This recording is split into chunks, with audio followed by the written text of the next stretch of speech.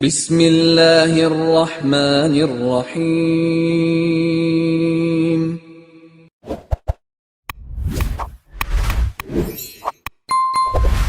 السلام علیکم ورحمۃ اللہ وبرکاتہ۔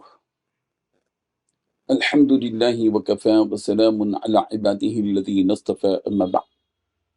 حاضرین و ناظرین، یہ درس حدیث نمبر 267 ہے۔ روایت سماعت کے لیے ترجمے کے بعد تشریح کی جائے گی۔ بسم اللہ الرحمن الرحیم۔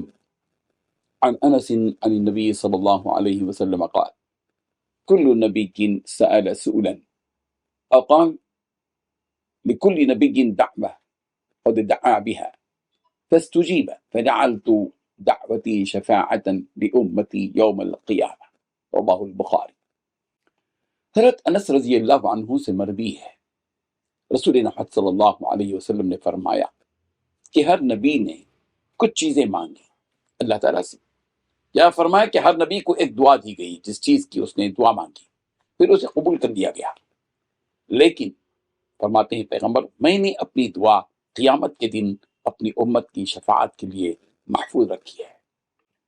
بزرگان محترم، اس حدیث میں ہمارے اور آپ کے پیارے آقا محمد عربی صلی اللہ علیہ وسلم کی فضیلت کا بیان ہے، جو آپ کو تمام رسولوں پر فوقیت اور فضیلت حاصل ہے کہ آپ علیہ الصلوۃ والتسلیم نے اس مخصوص دعا کے لیے اپنے نفس پر ساری امت اور اپنے اہل بیت کے لیے ایثار فرمایا۔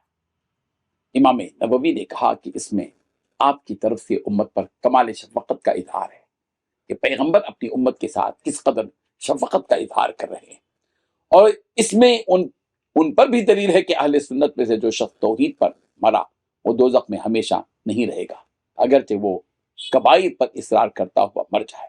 ابو ہریرہ رضی اللہ عنہ سے مروی ایک روایت میں یہ ہے کہ نبی رحمت صلی اللہ علیہ وسلم نے فرمایا قیامت کے دن میری سفارش ہر اس شخص کے لیے قبول ہوگی جو میری امت سے اس حالت میں فوت ہوا ہو کہ اس نے اللہ کے ساتھ شرک نہ کیا ہو۔ صحیح مسلم کتاب الایمان۔ اس حدیث میں ہمارے نبی صلی اللہ علیہ وسلم کی برتری اور فضیلت کا بیان ہے، جو انہیں تمام انبیاء پر حاصل ہے کہ آپ علیہ الصلوۃ والتسلیم نے جو نبیوں کو مخصوص دعا کی گنجائش دی گئی، ان کو اجازت دی گئی، ان کو رعایت دی گئی، اس مخصوص دعا کے لیے پیغمبر نے اپنی ذات پر تمام موحدین کو ترجیح دی۔ اس میں آپ علیہ الصلوۃ والتسلیم کی طرف سے امت پر کمال شفقت کا اظہار بھی ہے۔ اس حدیث سے یہ بھی معلوم ہوا کہ اہل سنت میں سے جو شخص توحید پر فوت ہوا وہ جہنم میں ہمیشہ نہیں رہے گا، اگرچہ وہ کبیرہ گناہوں پر اصرار ہی کیوں نہ کرتا رہا۔ اللہ تبارک و تعالیٰ نبی رحمت صلی اللہ علیہ وسلم کی اس شفقت کو ہمیں سمجھنے کی توفیق عطا فرمائے کہ پیغمبر کو اپنی امت کا کس قدر خیال تھا کہ اللہ تبارک و تعالیٰ نے نبیوں کو اختیار دیا کہ وہ جو چاہے دعا کریں، اور پیغمبر نے اس دعا کو اختیار فرمایا امت کی شفقت میں کہ اللہ تبارک و تعالیٰ ان کو قیامت کے دن شفاعت سفارش کرنے کا، شفاعت کرنے کا اللہ تبارک و تعالیٰ سب کو پیارے پیغمبر صلی اللہ علیہ وسلم کی شفاعت میں اس کا حصہ عطا فرمائے۔